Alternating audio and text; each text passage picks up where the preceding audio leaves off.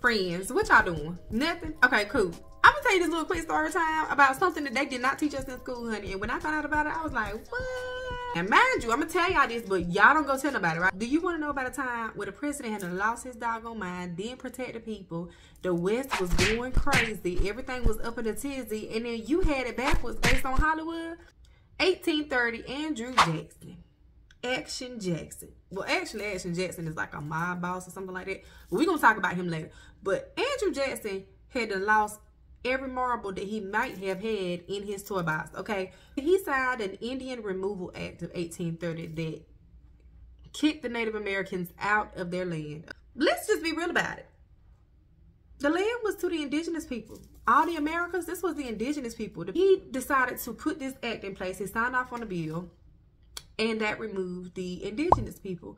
And so they had to walk. They had to walk from North Carolina, Georgia, Alabama, Tennessee. They had to walk to what is now known as Oklahoma. That caused about the removal about 100,000 people had to leave their homes and walk barefoot. And so I remember hearing about the Trail of Tears in high school.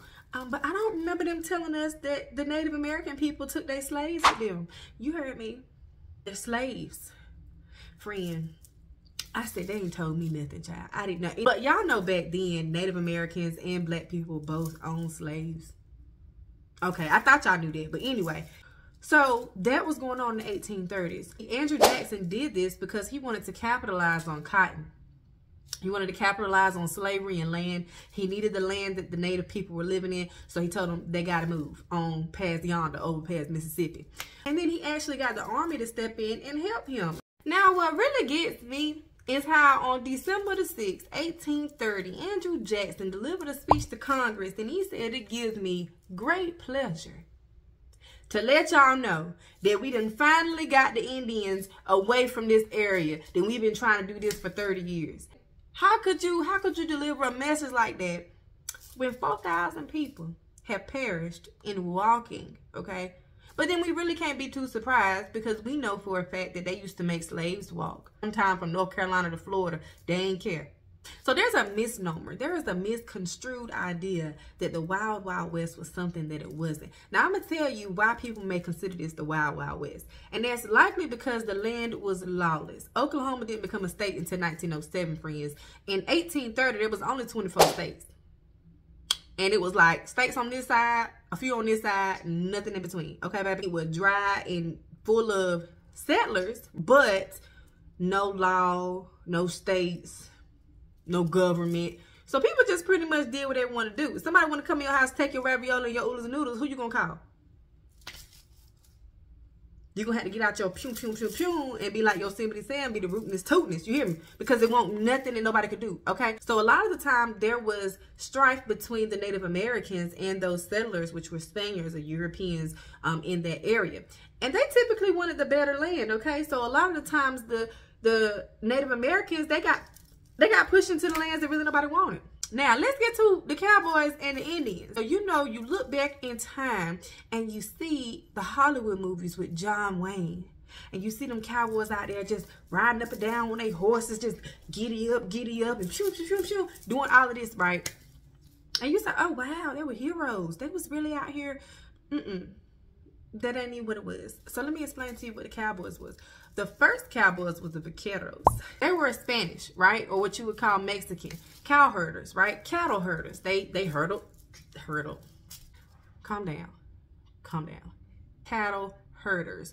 The first people that were called cowboys was black people, black men, slaves to be exact. Even when slaves were freed, they were still called cowboys. If there was a white man that was herding the cattle, he was considered a cowhand. And this is because back during that time, they had a tendency to call grown black men boy. So cowboy. Y'all get it? They rein the horses and they rein the cattle and do all of that. But that was their job. That was their job, friends. They had to go out there. They had to get the cattle, bring them in. That was a cowboy. One of the most famous cowboys actually had movies written about their lives, right? But it was just depicted in a different way in Hollywood. You know, they just changed the way the people look. So John Wayne started a movie called The Searchers, friends. And The Searchers was about a man who had his family member kidnapped by the Comanche Indian tribe, right?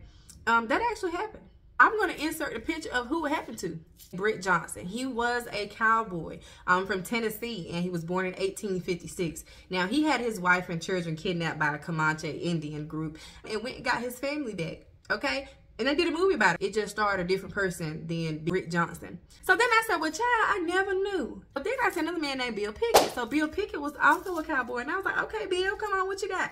Apparently, he started wrestling the bulls down by their horn. Now, see, if you do that, you a different type of person. Because, baby, I'm scared of everything. And if you're willing to get on the bull and grab by the horns, and even Bill would bite them in the lip sometime, child, to win, and you gonna kiss death in the face like that, baby? I can't mess with you. Ain't nothing. What can I do? How could I scare you? Child support, that's the only thing I can say.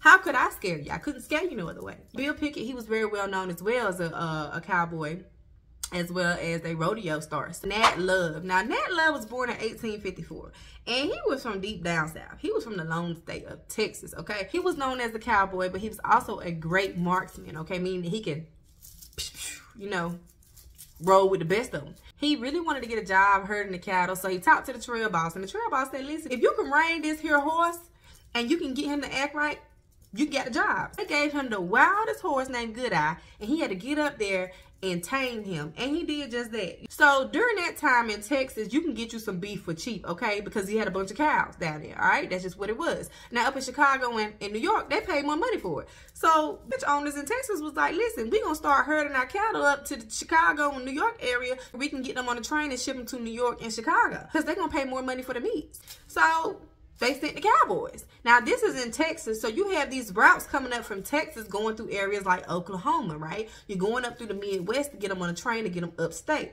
They cross paths with the Indians.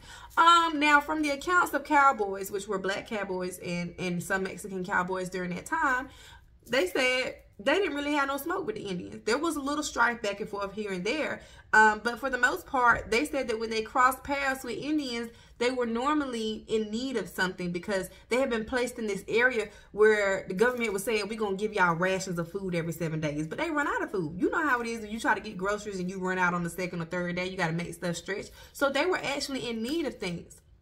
Here is where the strife really comes in. When you think about somebody who is a cowboy in a lawless land where nobody can really stop you from doing anything, you can take whoever horses you want to take. You can take whoever cattle you want to take. You can make more money. You can do little side hustles. You can do all this stuff, right? And then you have Native Americans fighting for their land and for a place for them to live and be happy and be free in their own right, because this was their land to start with, right? You have all of that going on. And then by 1860, you have the Pony Express. So you have other men that are on horse coming from California, bringing mail and stuff like that, even though it only lasted for a year, because then after that, they had the telegram. But then after that, 5 years later, you have a train coming through. Okay, you have the first train coming through from east to west. So now people can get to the Midwest a lot faster than going on a cart and buggy. So it don't take them 3 or 4 months anymore. It takes a couple of days. So now you got all these people in this area crossing paths with each other in a land where there is no law. So you get into some strife. But the strife wasn't only between the black cowboys, Mexican cowboys, and the Native Americans. It was typically between the army, the soldiers, right, and the settlers and the Native Americans. Let's not let Hollywood romanticize the situation as if there was something going on between the two. And baby, that was in harsh conditions. A lot of the times they were slaves or ex-slaves. A lot of the times there were people whose land had been taken. And most of the time they were out all night long trying to protect cattle from vampires, werewolves, whatever else out there they had to protect them from. So I hope I ain't got y'all up in too much of a tizzy, friends. And I'm gonna call y'all back later. Bye.